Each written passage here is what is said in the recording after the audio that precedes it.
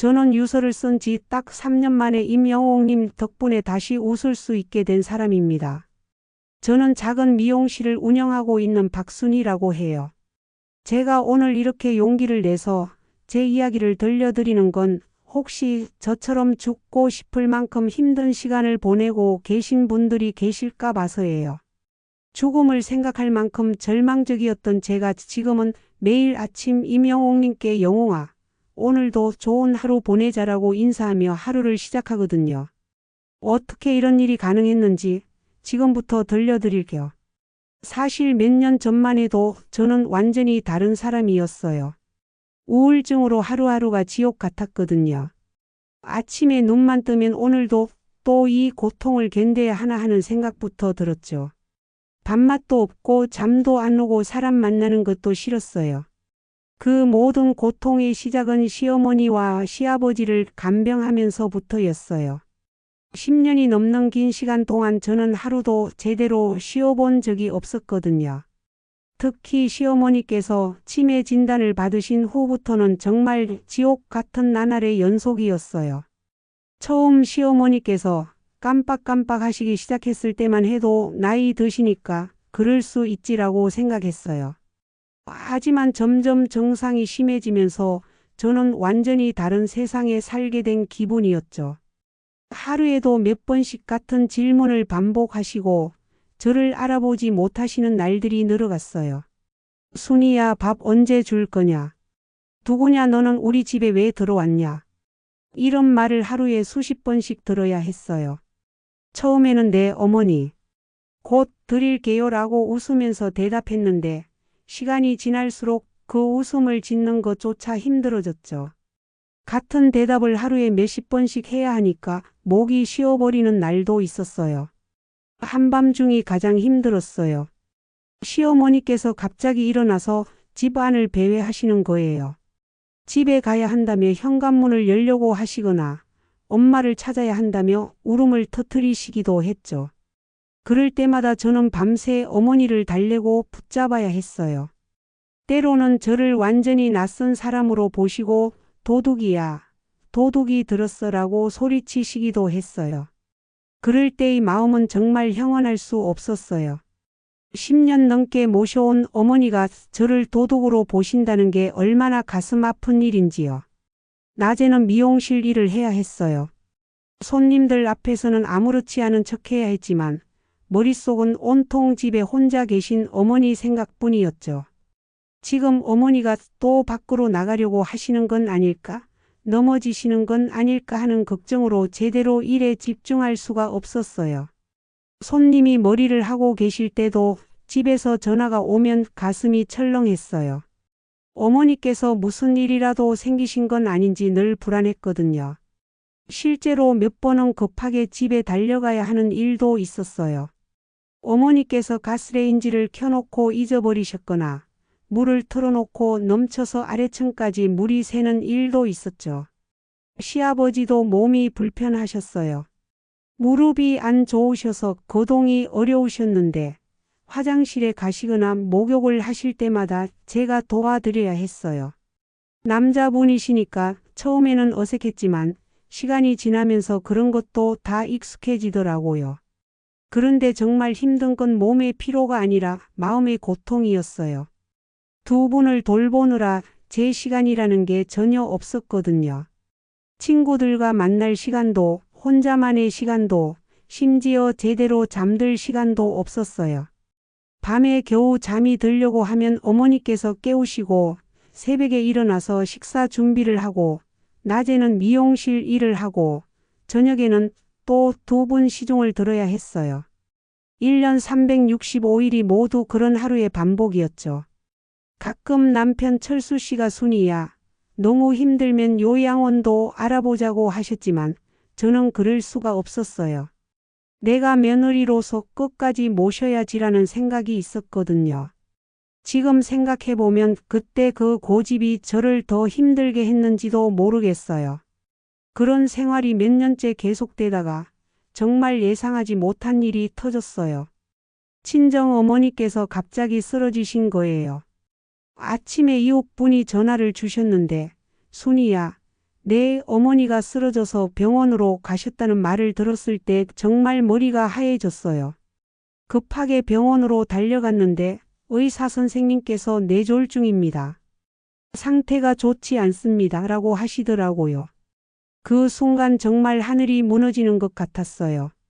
시어머니 돌보느라 친정어머니께 자주 안부도 못 여쭤봤는데 이런 일이 생기다니요. 친정어머니는 혼자 사셨거든요.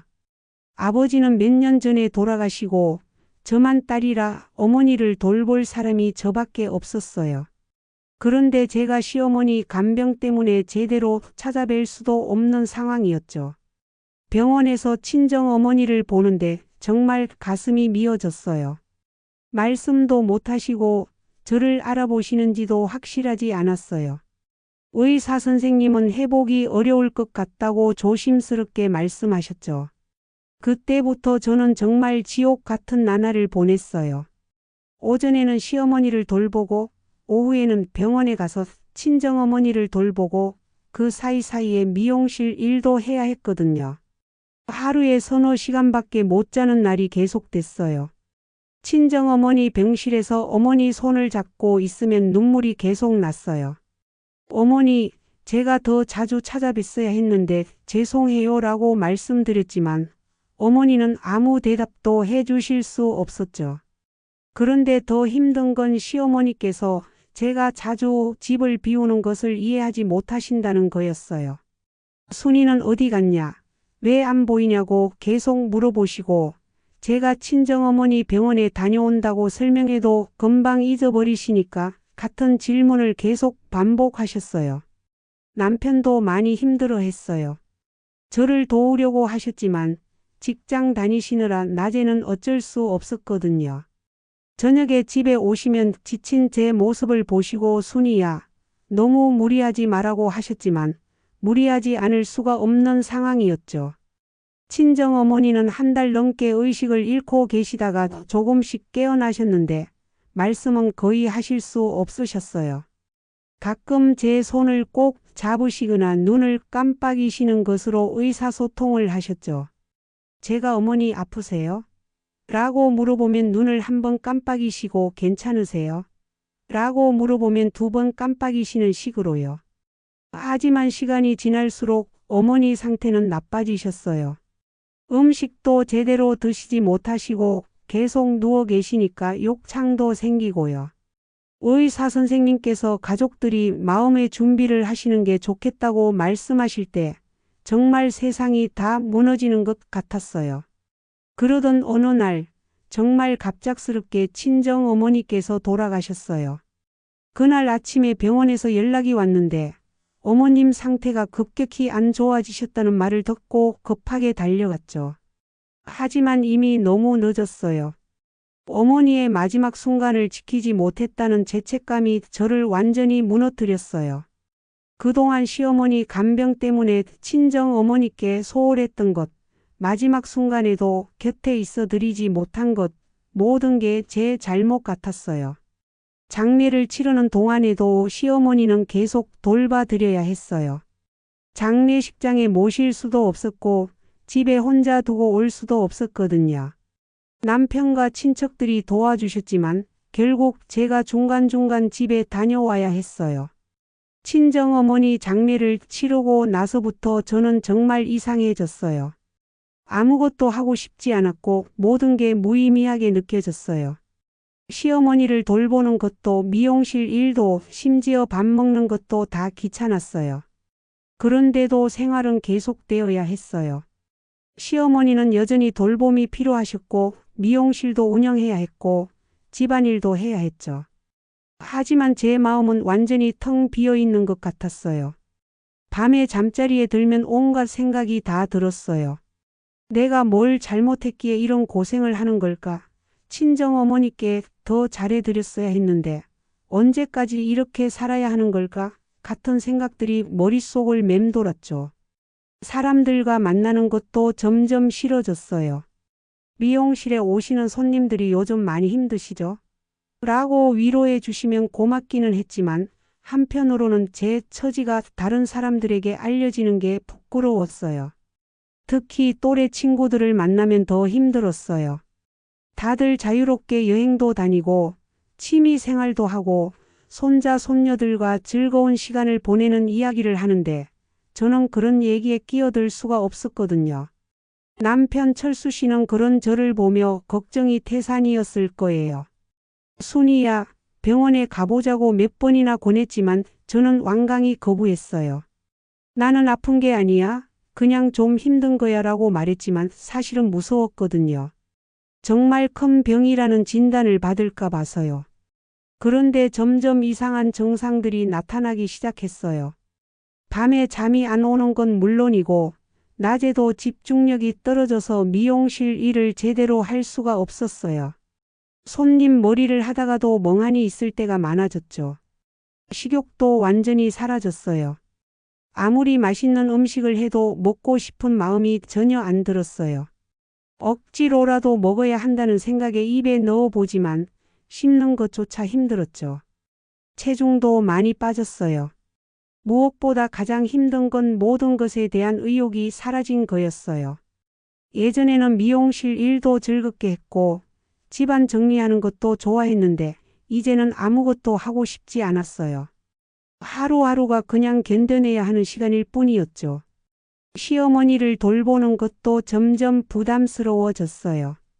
예전에는 어머니를 잘 모시는 게 며느리의 도리다라는 생각으로 했는데 이제는 그런 생각조차 들지 않았어요. 그저 해야 하니까 하는 것뿐이었죠. 그런 제 모습을 보시고 시어머니도 뭔가 느끼신 것 같았어요. 치매가 있으시면서도 가끔 순이야 많이 힘들지? 라고 물어보실 때가 있었거든요. 그럴 때마다 아니에요. 괜찮아요 라고 대답했지만 실제로는 전혀 괜찮지 않았어요. 어느 날은 거울을 보다가 깜짝 놀랐어요. 제 얼굴이 완전히 달라져 있더라고요. 눈은 푹 꺼지고 뺨은 쑥 들어가고 머리카락도 많이 빠져서 완전히 다른 사람 같았어요. 내가 이렇게 늙었나 싶어서 더 우울해졌죠. 그러던 어느 날 아침 정말 견딜 수 없을 정도로 마음이 아팠어요. 침대에서 일어나는 것조차 불가능했죠. 온몸에 힘이 하나도 없고 숨쉬는 것도 힘들었어요. 차라리 죽는 게 낫겠다는 생각이 머릿속을 완전히 지배했어요. 그날 밤 저는 정말로 유서를 썼습니다. 떨리는 손으로 편지지에 적어 내려가는데 눈물이 그칠 줄 몰랐어요. 여보 미안합니다. 더 이상 견딜 수가 없어요. 나는 정말 쓸모없는 사람인 것 같아요. 시어머니도 제대로 못 모시고 친정어머니 임종도 지키지 못하고 미용실 일도 제대로 못하고 우리 아들 정호가 잘 클 수 있도록 도와주세요. 내가 없어야 모두가 더 편할 것 같아요. 편지를 다 쓰고 나니까 더 허무해지더라고요. 내가 정말 이래도 되나? 이게 정답일까 하는 생각이 들었지만 그때는 다른 길이 보이지 않았어요. 정말 모든 게 끝난 것만 같았거든요. 다음 날 아침 남편이 그 편지를 발견했어요. 철수 씨는 아무 말 없이 저를 꼭 안아주더군요. 그리고는 순이야 우리 병원 가자. 같이 가자고 했어요. 그 순간 남편의 목소리가 떨리는 걸 느꼈어요. 얼마나 놀라고 걱정했을까요? 그때서야 저도 내가 정말 많이 아팠구나를 인정했죠. 그동안 난 괜찮다. 그냥 좀 힘든 거다라고 스스로를 속이고 있었던 거예요. 하지만 유서까지 쓸 정도면 정말 심각한 상태였던 거죠. 병원에서 받은 진단은 중등도 우울증이었습니다. 의사 선생님은 많이 힘드셨을 텐데 잘 오셨다며 약을 처방해 주셨어요. 우울증은 마음의 감기 같은 거라고 생각하세요. 치료하면 분명히 나아집니다. 라고 말씀해 주셨죠. 하지만 그 말이 그때는 잘 믿어지지 않았어요. 제가 느끼는 고통이 정말 약으로 나아질 수 있을까 싶었거든요. 그래도 남편이 간절하게 부탁하니까 약은 먹기로 했어요. 처음 몇 주간은 약 부작용으로 더 힘들었어요. 입이 바짝 마르고 어지러워서 제대로 서 있기도 어려웠죠. 변비도 심해지고 손도 떨렸어요. 이런 부작용을 겪어가면서까지 약을 먹어야 하나 싶어서 포기하고 싶었어요. 그런데도 남편은 포기하지 않고 계속 격려해 줬어요. 천천히 나아지면 되니까 걱정하지 마. 내가 옆에서 계속 도와줄게라고 하면서요. 지금 생각해보면 그때 남편이 없었다면 정말 어떻게 됐을지 모르겠어요. 약을 먹은 지 한 달쯤 되니까 조금씩 몸의 변화가 느껴졌어요. 밤에 잠이 조금씩 오기 시작했고 식욕도 예전보다는 나아졌죠. 하지만 마음의 상처는 여전히 깊었어요. 친정어머니에 대한 그리움과 죄책감, 앞으로의 삶에 대한 막막함은 쉽게 사라지지 않았거든요. 그렇게 절망의 시간들을 보내던 중에 제 인생을 완전히 바꿔놓을 운명적인 만남이 기다리고 있었어요. 하지만 그때는 그런 기적 같은 일이 일어날 거라고는 꿈에도 생각하지 못했죠. 그러던 중에 제 인생을 완전히 바꿔놓은 운명적인 순간이 찾아왔어요. 우연히 텔레비전에서 임영웅님을 보게 된 거예요. 트로트 가수라는 건 알고 있었지만 특별한 관심은 없었거든요. 그날도 평소와 다르지 않은 하루였어요. 우울증 약을 먹기 시작한 지 2달 정도 됐을 때였죠. 몸은 조금 나아졌지만 마음은 여전히 무겁고 답답했어요. 시어머니 돌봄을 마치고 소파에 앉아 멍하니 텔레비전을 보고 있었는데 미스터 트롯 재방송이 나오더라고요. 사실 트로트는 별로 좋아하지 않았어요.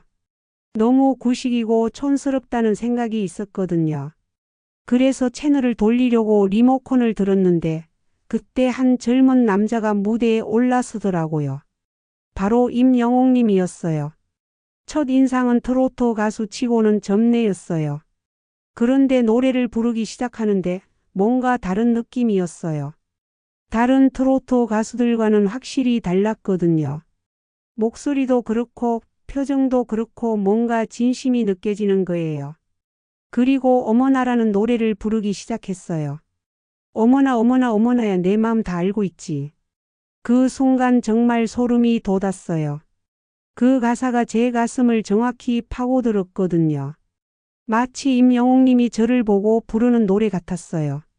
제 마음을 다 알고 있다는 듯이요. 눈물이 주르르 흘러내렸는데 이상하게도 아픈 눈물이 아니었어요. 뭔가 따뜻하고 위로받는 것 같은 느낌이었거든요. 몇 달 동안 메말라 있던 제 마음에 단비가 내리는 것 같았어요. 화면에 비친 임영웅님의 모습도 너무 인상적이었어요. 노래를 부르시는 표정에서 정말 진심이 느껴졌거든요. 가식적이거나 과장된 게 아니라 정말 마음으로 노래하고 계신다는 느낌이었어요. 이 사람은 다르구나라는 생각이 들었죠. 그날 밤 저는 처음으로 몇 달 만에 편안한 잠을 잤어요.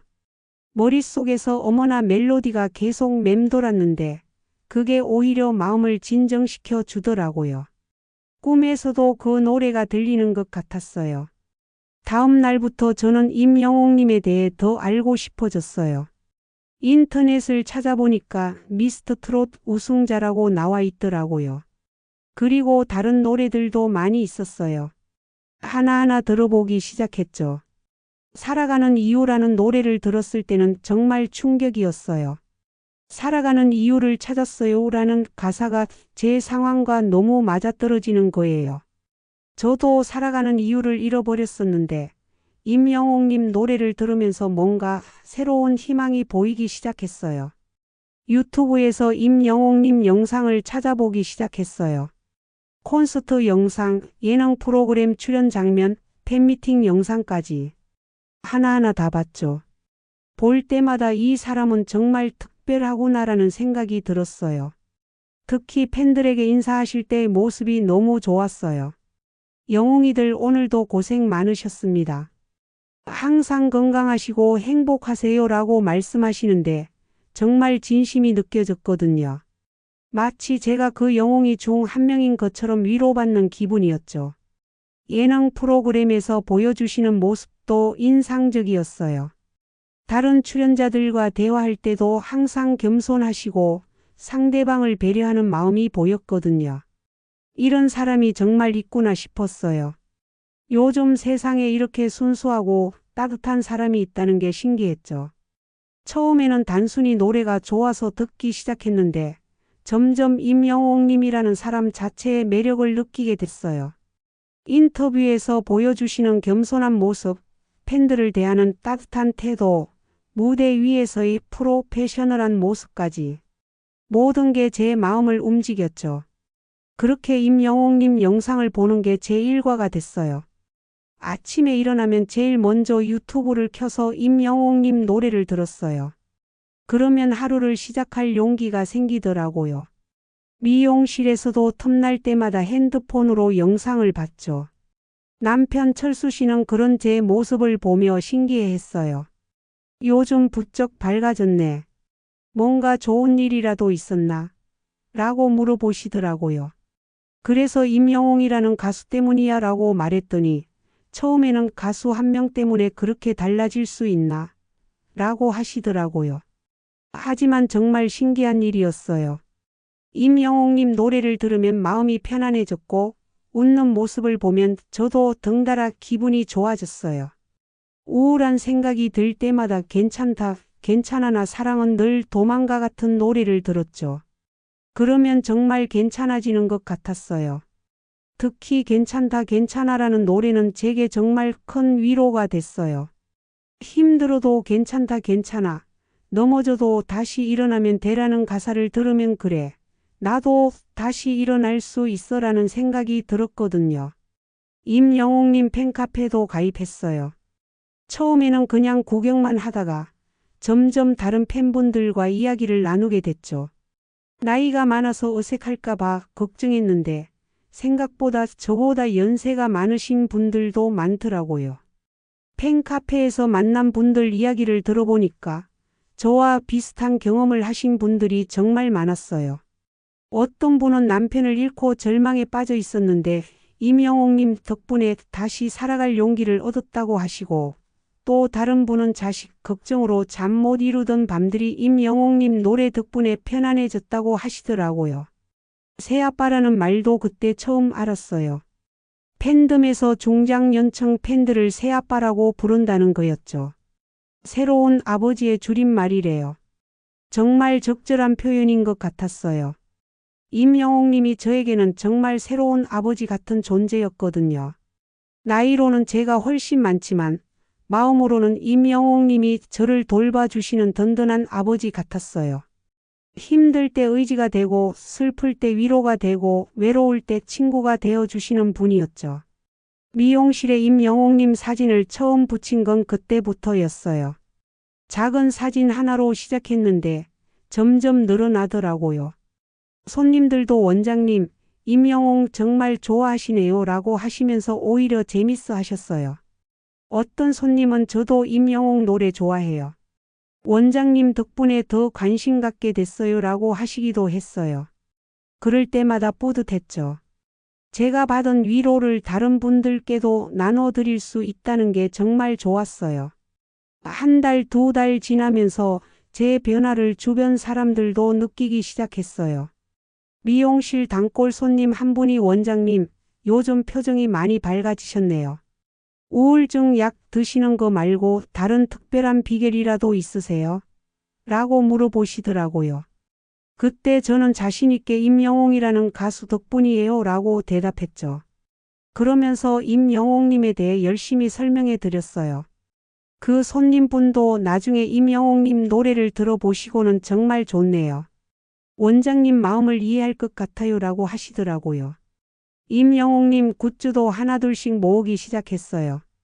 앨범은 물론이고 포토카드, 키링, 타월 같은 것들도 사게 되더라고요. 남편은 그런 거에 돈 쓸 필요가 있나?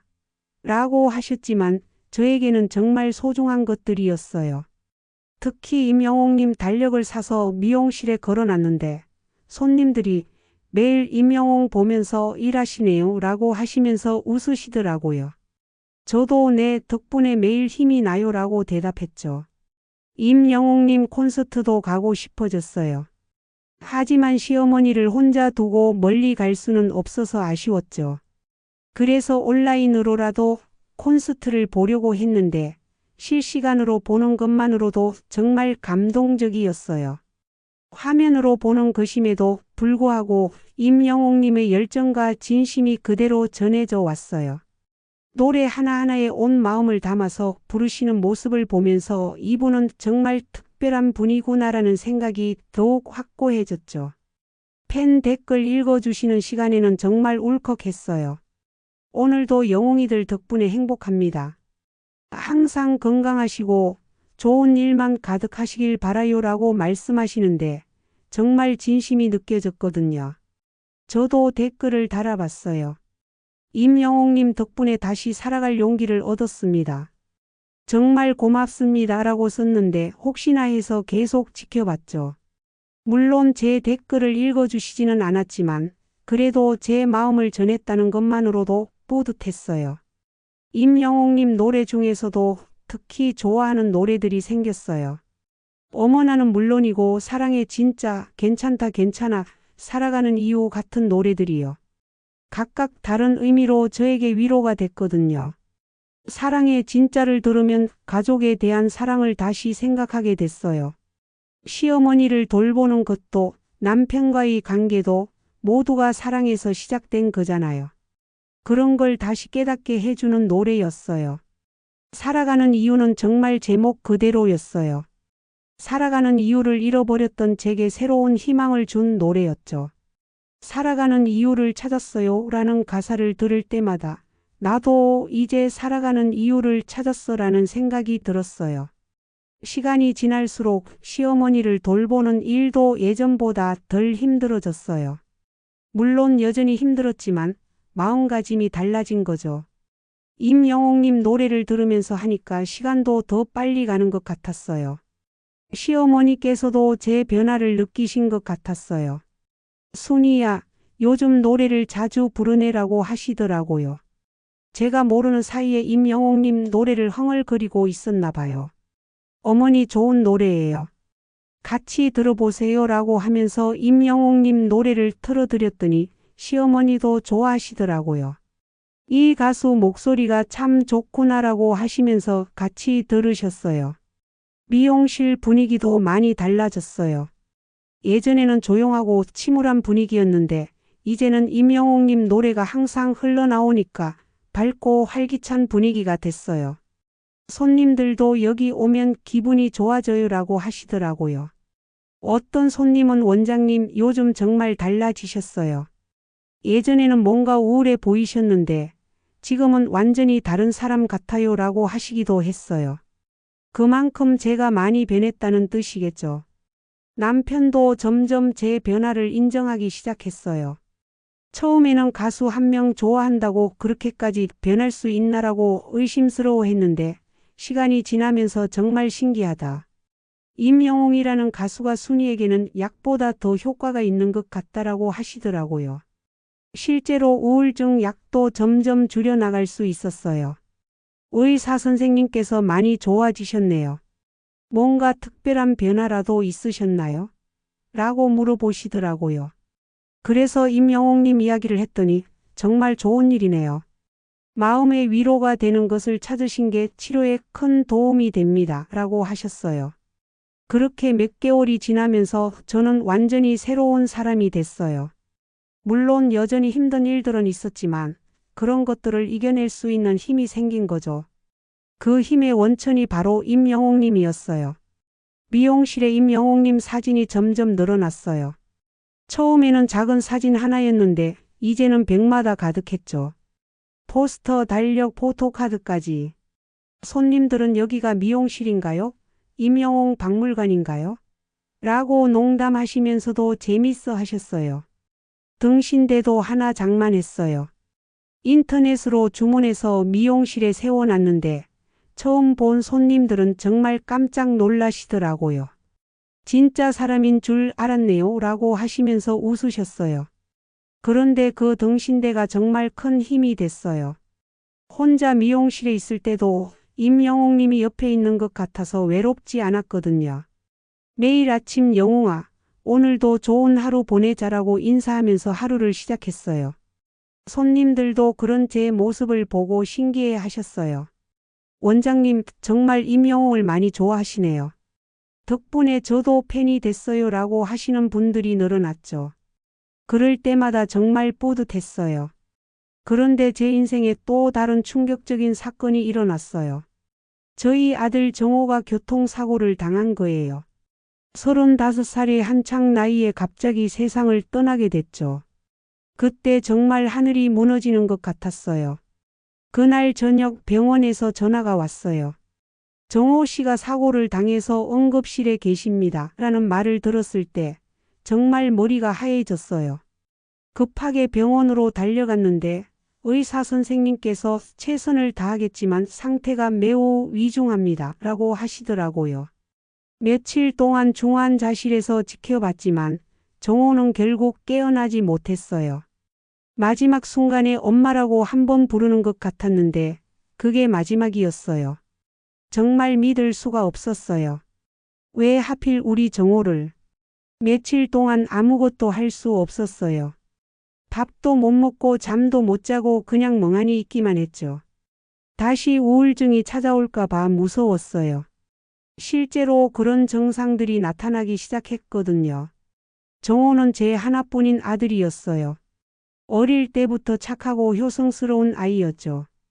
회사에서도 인정받고 있었고 곧 결혼도 하려고 했는데 결혼 상대도 정해놓고 준비 중이었거든요. 그런데 하루아침에 모든 게 사라져 버렸어요. 병원에서 정호의 마지막 모습을 봤을 때의 충격은 말로 표현할 수 없었어요. 아직도 그 순간을 생각하면 가슴이 미어져요. 엄마가 먼저 가야 하는 건데 왜 너가 먼저 가니라고 아들에게 말했지만 이미 늦었죠. 장례를 치르는 동안 정말 많은 분들이 와주셨어요. 정호 친구들, 회사 동료들, 동네 분들까지. 모두들 좋은 아들이었는데 안타깝다고 위로해 주셨지만 제 마음의 구멍은 메워지지 않았어요. 그런데 신기한 게 이번엔 예전과 달랐어요. 물론 엄청나게 힘들고 아팠지만 완전히 무너지지는 않았어요. 정호가 생전에 엄마 임영웅 진짜 좋아하시네요. 저도 노래 들어봤는데 정말 잘하더라고요 라고 했던 말이 계속 떠올랐거든요. 아들도 인정했던 임영웅님이니까 분명 저를 다시 일으켜 세워주실 거라는 믿음이 있었어요. 실제로 정호는 제가 임영웅님을 좋아하는 모습을 보면서 엄마가 많이 밝아지셨다고 기뻐했었거든요. 정호 장례를 치르고 나서 일주일 뒤 저는 다시 임영웅님 영상을 틀었어요. 사랑의 진짜라는 노래였어요. 그 노래를 들으면서 정호도 저 하늘나라에서 엄마가 다시 웃을 수 있기를 바랄 거야 라는 생각이 들었죠. 눈물이 났지만 예전처럼 절망적인 눈물은 아니었어요. 그리움과 사랑이 담긴 눈물이었죠. 임영웅님 노래가 제게 그런 위로를 주었어요. 아들을 보내는 슬픔을 이겨낼 수 있는 힘을요. 그때부터 저는 임영웅님을 제 새아빠라고 더욱 확신하게 됐어요. 정말 새로운 아버지 같은 존재셨거든요. 제가 가장 힘들 때 옆에서 지켜주시고 일으켜 세워주시는 분이었으니까요. 미용실도 더욱 임영웅 박물관다워졌어요. 정호를 추모하는 마음으로 임영웅님 사진을 더 많이 걸었어요. 포스터, 사진, 굿즈들이 계속 늘어났죠. 심지어 천장에도 붙였어요. 손님들은 처음엔 놀라시지만 이내 재밌어 하셨어요. 원장님 덕분에 임영웅 팬 됐어요 라고 하시는 분들이 점점 늘어났죠. 어떤 분은 여기 오면 임영웅 콘서트 온 기분이에요 라고 하시기도 했어요. 한 번은 서울에서 오신 손님이 제 미용실 사진을 SNS에 올리셨는데 많은 분들이 관심을 보이더라고요. 정말 대단하시다. 저도 가면 꼭 들르고 싶다. 임영웅 팬들의 성지 같네요 라는 댓글들이 달렸어요. 그때 정말 뿌듯했죠. 그 이후로 멀리서 찾아오시는 손님들이 늘어났어요. 부산에서도 오시고 대구에서도 오시고 모두 임영웅 팬분들이었어요. 한번 와보고 싶었어요 라고 하시면서 제 미용실을 구경하시더라고요. 그분들과 임영웅님 이야기를 나누는 게 정말 즐거웠어요. 서로 좋아하는 노래도 얘기하고 콘서트 후기도 나누고 마치 오래된 친구 같은 느낌이었어요. 임영웅님이라는 공통분모가 있으니까 금방 친해질 수 있었죠. 남편 철수 씨는 처음엔 좀 당황스러워했어요. 순이야 너무 과하게 하는 거 아니냐고 걱정하시더라고요. 하지만 제가 점점 밝아지는 모습을 보시면서 특히 정오를 잃고도 다시 일어서는 모습을 보시면서 마음이 바뀌셨어요. 70이 넘어서도 이렇게 열정적으로 뭔가를 좋아할 수 있다는 게 대단하다고 하시더라고요. 심지어 임영웅 덕분에 우리 순이가 다시 살아났다고까지 하셨어요. 처음에는 남편도 이해하지 못했어요. 가수 한 명 좋아한다고 집안을 온통 그 사람 사진으로 도배해도 되냐고 하시기도 했거든요. 하지만 시간이 지나면서 제 변화를 직접 보시니까 오히려 격려해 주시게 됐어요. 요즘은 남편도 가끔 임영웅님 노래를 같이 들어요. 이 사람 노래 정말 잘하네. 목소리도 좋고라고 인정하시더라고요. 심지어 제가 콘서트 가겠다고 하면 조심히 다녀와. 즐겁게 보고 와라고 격려해 주시기도 해요. 드디어 임영웅님 콘서트도 갈 수 있게 됐어요. 시어머니 상태가 조금 안정되시면서 남편이 하루 정도는 내가 돌볼 테니까 가보라고 하신 거예요. 정말 꿈만 같았어요. 첫 콘서트는 대구에서 열렸어요. 새벽 일찍 일어나서 기차를 타고 갔는데 마음이 설레서 잠을 한숨도 못 잤어요. 진짜 임영웅님을 실제로 보게 되는구나 싶어서요. 콘서트장에 도착했을 때의 감동은 정말 말로 표현할 수 없었어요. 수많은 팬들이 모여 있는데 모두들 제가 아는 노래를 같이 부르고 있더라고요. 나도 이 사람들과 같은 마음이구나라는 생각이 들었어요. 임영웅님이 무대에 나오셨을 때는 정말 울컥했어요. 텔레비전이나 유튜브로만 보던 분을 실제로 보니까 너무 감동적이었거든요. 목소리도 더 좋았고 존재감도 대단했어요. 영웅이들 오늘 와주셔서 정말 고맙습니다 라고 인사하실 때 정말 저에게 직접 말씀하시는 것 같았어요. 그동안 힘들었던 모든 일들이 다 보상받는 기분이었죠. 콘서트 내내 눈물이 계속 났어요. 기쁨의 눈물이었어요. 제가 이렇게 행복한 순간을 다시 느낄 수 있다는 게 믿어지지 않았거든요. 임영웅님 덕분에 이런 행복을 맛볼 수 있게 된 거잖아요. 특히 어머나를 부르실 때는 정말 감동이었어요. 제 인생을 바꿔준 그 노래를 실제로 듣는 거니까요. 주변 사람들과 함께 떼창을 하면서 이게 바로 행복이구나라는 생각이 들었어요. 콘서트가 끝나고 집에 돌아오는 길에 남편에게 전화를 걸었어요. 여보, 정말 대박이었어. 이런 기분 오랜만이야 라고 했더니 남편도 목소리만 들어도 얼마나 좋았는지 알겠다고 하시더라고요. 그 이후로 가능한 한 콘서트는 다 가려고 노력했어요. 물론 시어머니 때문에 자주는 못 가지만 가까운 곳에서 하는 건 꼭 가려고 했죠. 매번 갈 때마다 새로운 감동이 있었어요. 팬미팅에도 몇 번 가봤어요. 처음에는 나이가 많아서 어색할까봐 걱정했는데 막상 가보니까 저보다 연세가 많으신 분들도 많이 계시더라고요. 모두들 임영웅님을 보는 눈빛이 반짝반짝 빛나고 있었어요. 팬미팅에서 다른 팬분들과 이야기해보니까 정말 다양한 사연을 가진 분들이 많았어요.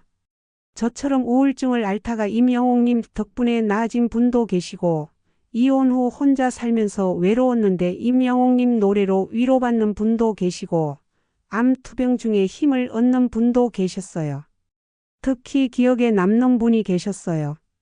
60대 여성분이셨는데 남편을 잃고 완전히 절망에 빠져서 집에만 틀어박혀 있었다고 하세요. 그런데 우연히 임영웅님 노래를 듣고 다시 세상으로 나올 용기를 얻었다고 하더라고요. 정말 신기하죠? 가수 한 명이 사람의 인생을 이렇게 바꿀 수 있다니라고 하시면서 눈물을 보이시더라고요. 그런 이야기들을 들을 때마다 나만 그런 게 아니구나라는 생각이 들었어요. 임영웅님은 정말 많은 사람들에게 희망을 주는 분이시더라고요. 단순히 노래를 잘하는 가수가 아니라 사람들의 마음을 치유해주는 특별한 능력이 있으신 것 같았어요. 온라인 팬카페 활동도 더욱 적극적으로 하게 됐어요. 처음에는 그냥 구경만 하다가 점점 댓글도 달고 글도 올리게 됐죠. 제 이야기를 올렸더니 많은 분들이 공감해 주시고 응원해 주셨어요. 저도 비슷한 경험이 있어서 너무 공감돼요. 어머님 덕분에 저도 용기가 나네요. 정말 대단하세요. 라는 댓글들을 보면서 정말 감동받았어요. 제가 혼자가 아니라는 느낌이 들었거든요. 미용실에도 점점 임영웅 팬들이 많이 찾아오시게 됐어요. 인터넷에서 소문이 나서 전국에서 오시는 분들이 계셨어요. 어떤 분은 제주도에서도 오셨고 어떤 분은 일본에서 관광 와서 들르시기도 했어요. 그분들과 임영웅님 이야기를 나누는 게 정말 즐거웠어요. 서로 좋아하는 노래 얘기도 하고 콘서트 후기도 나누고 굿즈 자랑도 하고 나이나 지역에 상관없이 임영웅님이라는 공통분모로 금방 친해질 수 있었죠. 한 번은 20대 젊은 여성분이 오셨는데 할머니 미용실이 임영웅 성지라고 해서 왔어요라고 하시더라고요. 처음에는 세대 차이 때문에 어색할까봐 걱정했는데 임영웅님 얘기만 하면 나이 차이가 전혀 느껴지지 않았어요. 할머니 어떤 노래 제일 좋아하세요? 나는 어머나가 제일 좋아. 그 노래 때문에 임영웅을 알게 됐거든. 저도 그 노래 들으면 울컥해요. 정말 마음에 와닿아요. 이런 식으로 대화하다 보면 정말 손녀와 얘기하는 것 같았어요. 임영웅님이 이렇게 세대를 아우르는 매력이 있다는 게 신기했죠. 미용실 인테리어도 점점 발전시켜 나갔어요. 처음에는 그냥 사진만 붙였는데 이제는 조명도 설치하고 액자도 예쁜 걸로 바꾸고 마치 작은 갤러리 같은 느낌이 되었어요. 손님들도 정말 볼거리가 많네요. 여기 오면 임영웅 박물관 온 기분이에요 라고 하시면서 좋아하셨어요. 어떤 분은 머리하는 동안 내내 임영웅님 사진을 보시면서 이 사진 어디서 구하셨어요? 라고 물어보시기도 했어요. 임영웅님 굿즈 수집도 취미가 됐어요. 새로운 앨범이 나오면 제일 먼저 예약해서 사고 한정판 굿즈가 나오면 밤새워서라도 구매하려고 했죠. 남편은 그런 거에 돈 너무 많이 쓰는 거 아니냐고 하셨지만 저에게는 정말 소중한 투자였어요. 특히 임영웅님 생일이나 데뷔 기념일 같은 특별한 날에는 미용실을 더욱 예쁘게 꾸몄어요.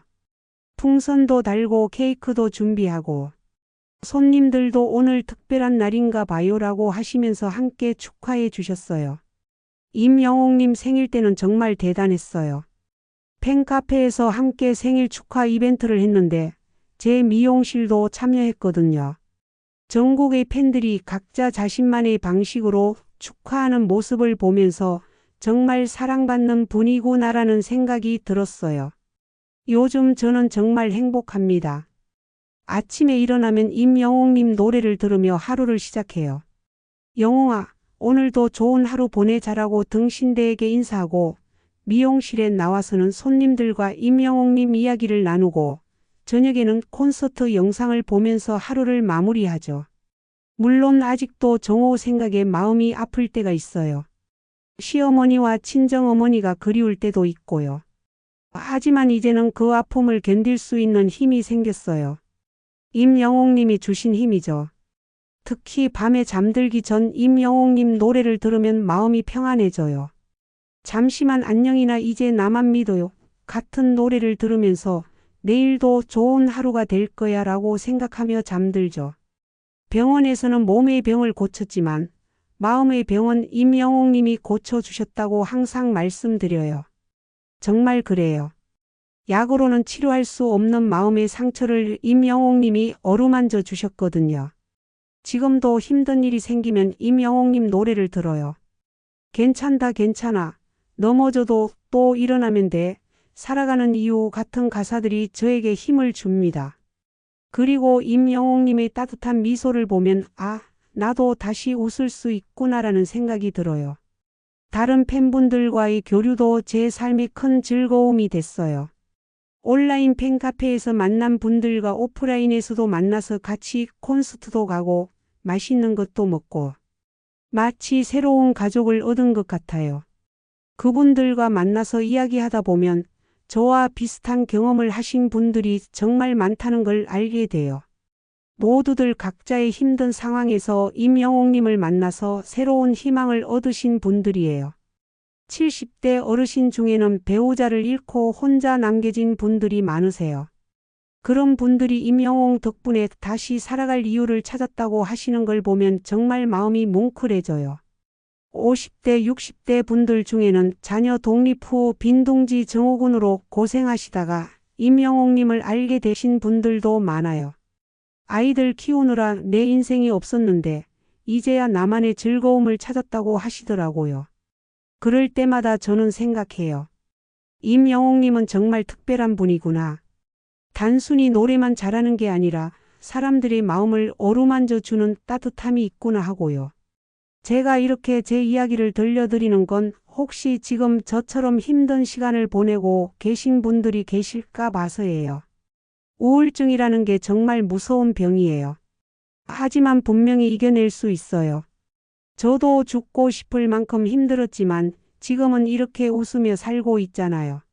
물론 전문적인 치료도 받아야 하지만 마음의 위로가 되는 뭔가를 찾는 것도 중요한 것 같아요. 저에게는 그게 임영웅님이었던 거죠. 때로는 사람들이 나이가 그렇게 많은데 가수 좋아한다고 그렇게까지 해야 하나라고 말하기도 해요. 하지만 저는 전혀 부끄럽지 않아요. 제가 다시 살 수 있게 해준 고마운 분인데 왜 부끄러워해야 하나요? 오히려 이런 열정이 있어서 행복해요.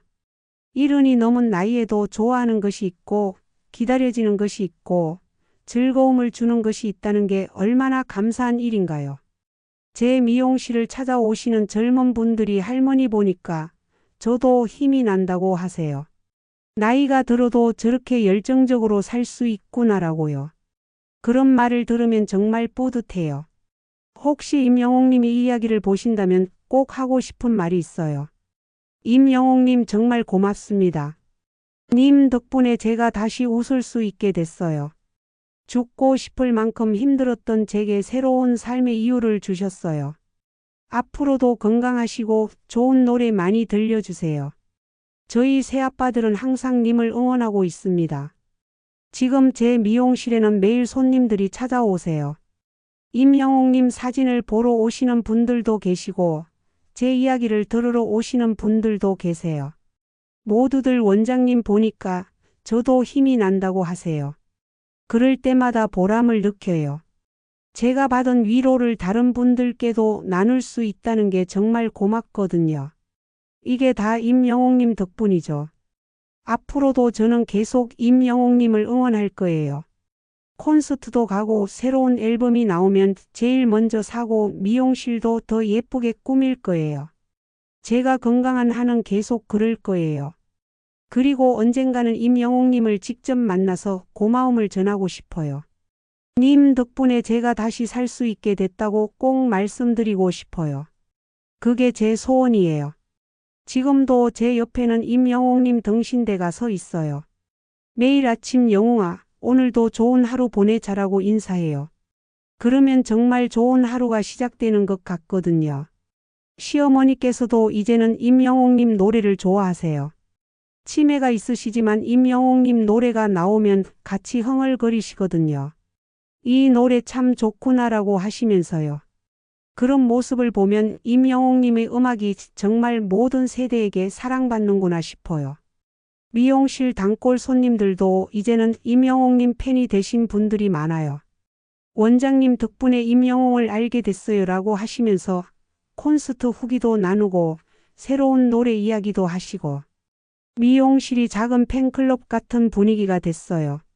가끔 어린 손자들과 함께 오시는 손님들도 계세요. 아이들이 할머니 이 아저씨 누구예요? 라고 물어보면 임영웅이라고 노래 정말 잘하는 분이야 라고 설명해 드리죠. 그러면 아이들도 신기해하면서 사진을 구경해요. 그런 모습들을 보면서 생각해요. 임영웅님의 영향력이 정말 대단하구나. 저 같은 할머니부터 어린아이들까지 모든 세대가 함께 즐길 수 있는 음악을 하시는구나 하고요. 제 인생에서 임영웅님을 만난 건 정말 기적 같은 일이에요.